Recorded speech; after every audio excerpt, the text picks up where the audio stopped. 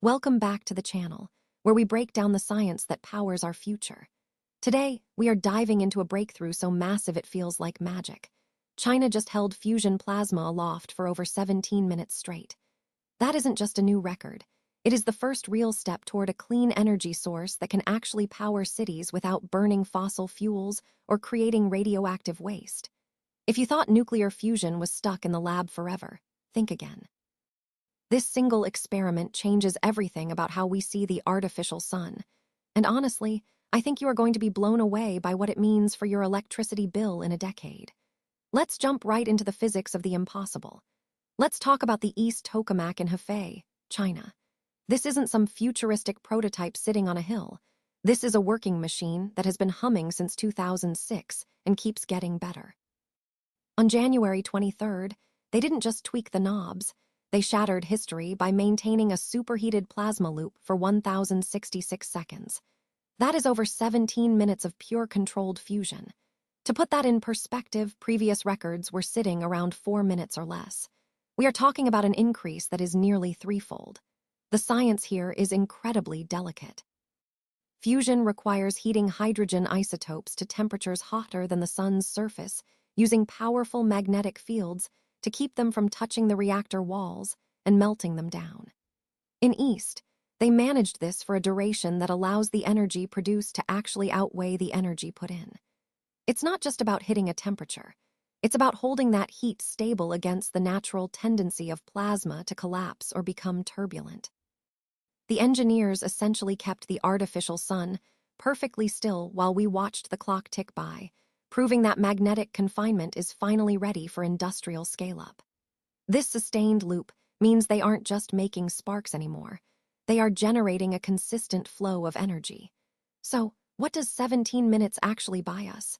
It opens up a completely new window into the commercialization timeline.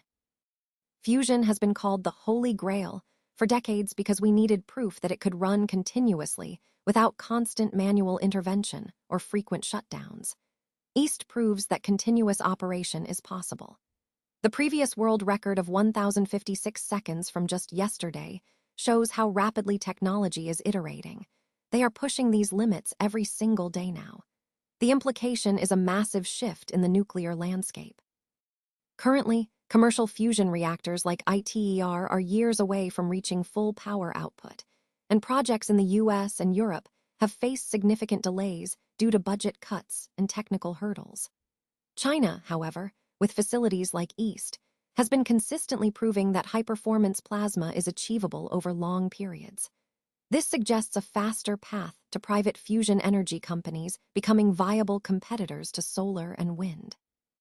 We are looking at a future where fusion plants could be built in regions with limited sunlight or windy conditions, providing baseload power that never turns off. The fact that they sustained this for so long means the plasma stability algorithms are mature enough to handle real-world grid fluctuations without blowing up immediately. Now, I know some of you might be rolling your eyes or thinking, okay, great, another record, but when does it actually work? That is a fair question, and let's address it head-on. Yes, 17 minutes is impressive, but it doesn't mean we are turning on a switch tomorrow to get free electricity. The challenge isn't just time. It's density and total energy output. To be commercially viable, the device needs to produce 10 times more power than it consumes over that entire duration. Currently, East creates a lot of heat, but the net energy gain is still being worked out in the lab.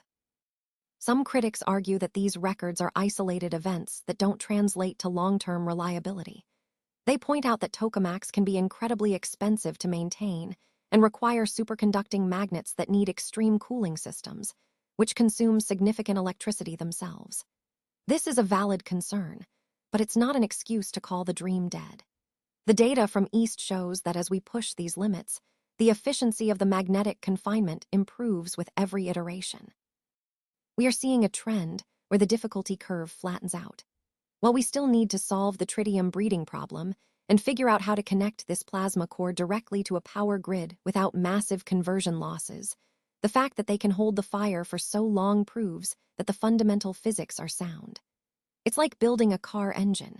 You can't drive across the country with just a test on the dyno bench, but you have to prove the engine runs first before you build the highway. Here is what this actually means for us right now. The technology demonstrated here will trickle down into other fields in ways we might not immediately see. For instance, the high-performance plasma control systems being refined at East can be adapted for industrial heating processes, medical sterilization, or even advanced materials manufacturing.